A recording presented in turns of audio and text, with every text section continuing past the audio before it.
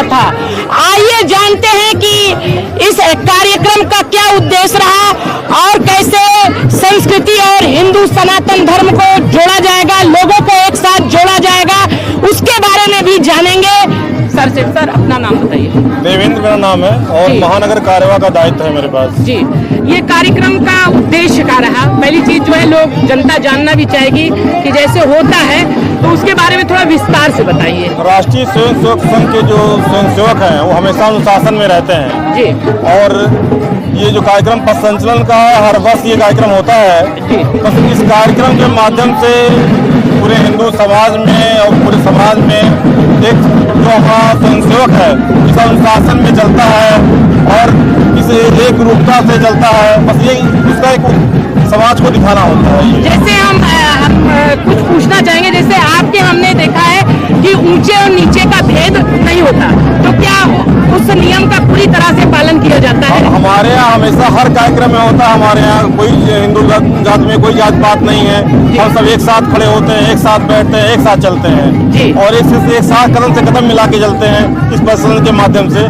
तो हमारे यहाँ हिंदू सभी पूरी एका है, ये हम प्रदर्शित करते हैं संचलन के माध्यम। और जनता को क्या संदेश देना चाहते हैं, कैसे लोग आपसे जुड़े, या लोगों की इच्छा भी होती है लेकिन बहुत लोग जानते भी नहीं है, तो उनको कैसे आप जोड़ेंगे या कैसे आप तक लोग पहुँचे आपके संगठन? आज ये कहा जाता है कि संगठन में शक्ति है, इस हिसाब से पूरा अपना हिंदू समाज है। आज हिंदू समाज हमारा एक रहेगा तो हम पूरे हिंदू समाज का उत्थान कर सकते हैं, हिंदू समाज को एक साथ लेके चल सकते हैं। जब हिंदू अलग हुआ है तब तो कोई उसका नुकसान हुआ है, अपनी संस्कृति का नुकसान हुआ है, उसके धर्म का नुकसान हुआ है। जैसे एक पार्टी के द्वारा आरोप भी लगता रहता है, राजनीतिक दलों के द्वारा, कि जैसे ये राष्ट्रीय मतलब सेवा भाव के लिए ही ये संगठन जाना जाता है, लेकिन कभी कभी जो है उसे राजनीति के रूप में भी देख लिया जाता है। तो क्या राजनीति में और ये भी देखा जाता है आपका बहुत बड़ा अहम रोल रहता है सरकार बनाने में जो है, और ज्यादातर आप सबका समर्थन भी जो रहता है भारतीय जनता पार्टी की तरफ रहता है, ऐसा क्यों है?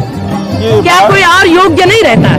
भारतीय जनता पार्टी हमारा अनुसांगिक संगठन है, लेकिन हमारा उद्देश्य ये नहीं है कि केवल हम भारतीय जनता पार्टी का साथ, हम सबका साथ देते हैं जो हिंदू समाज को एक साथ ले चलने में सक्षम हो।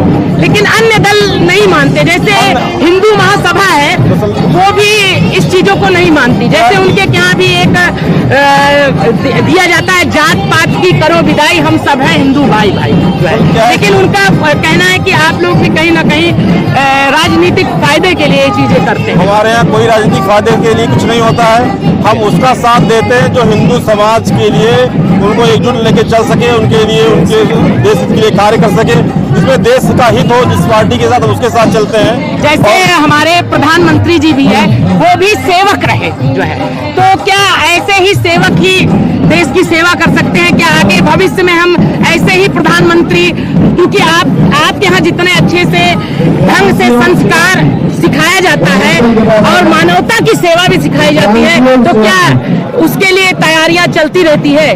आगे भी देश का कोई यही से निकलकर नेतृत्व करेगा? हमारे संगठन में हर स्वयंसेवक को निखारने का काम होता है, जिसकी क्षमता जैसी होती है उसको संगठन में वैसा दायित्व मिलता है। तो प्रधानमंत्री मोदी जी भी इसी दृष्टि से सक्षम थे, उनके अंदर सामर्थ्य था, तो आज उस दायित्व पे वो है। तो हमारे यहाँ एक चीज और जानना चाहते हैं कि जैसे लोगों ने बताया है कि आपके यहाँ जो घर द्वार छोड़ देता है वही यहाँ पे सेवा कर सकता है और उसी को ही पद दिया जाएगा, क्या ऐसा है? इसका भ्रम थोड़ा सा। ऐसा हमारे यहाँ कुछ नहीं है। हमारे यहाँ जो पूर्ण समय देते हैं प्रचारक में उसमें आते हैं, जो घर पे रह के काम कर सकते हैं गृहस्थ में आते हैं। तो इसी हमारे यहाँ सब सारे कार्य प्रणाली हमारे यहाँ कार्यवा हैं जो घर पे रह के काम करते हैं, सामान्य संचालक हैं जो घर पे रह के काम करते हैं, जो घर पूर्णकालिक है वो प्रचारक हैं। तो हमारे यहाँ क्या जिसके अंदर जो सामर्थ्य है वो उसको निश्चित को काम दिया जाता है। अच्छा, महिलाओं को अगर इच्छा हो, महिला भी क्या आपके यहाँ जुड़ सकती हैं? क्योंकि यहाँ पे महिलाओं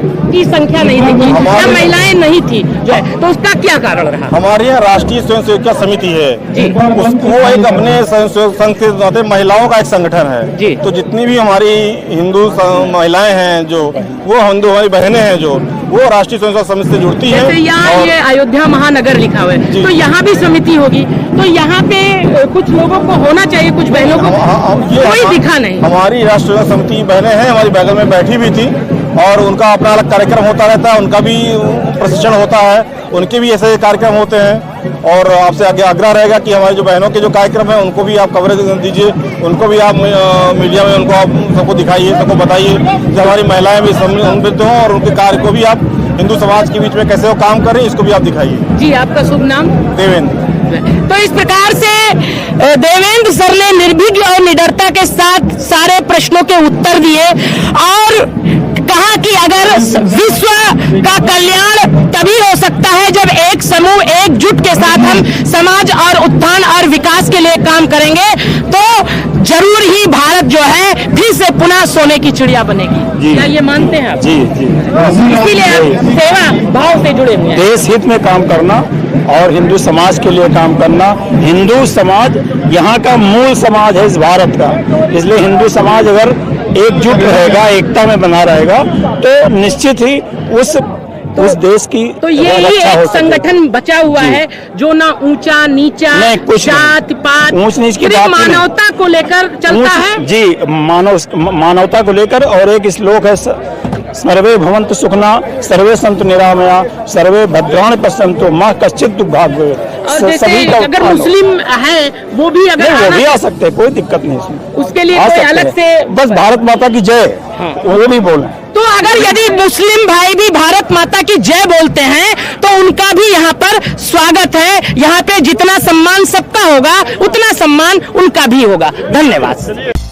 नमस्ते सदा वत्सले मातृभूमे, नमस्ते सदा वत्सले मातृभूमे, त्वया हिन्दुभूमे सुखं वर्धितोऽहम्, त्वया हिन्दुभूमे सुखं वर्धितोऽहम्, महामङ्गले पुण्ये भूमे त्वदर्थे, महामङ्गले पुण्ये भूमे त्वदर्थे, पतत्वेशिकायो नमस्ते नमस्ते, पतत्वेशिकायो नमस्ते नमस्ते, प्रभो शक्तिमन् हिन्दू राष्ट्रांग भूता, प्रभो शक्तिमन् हिन्दू राष्ट्रांग भूता, इमे सादरं त्वां नमामो।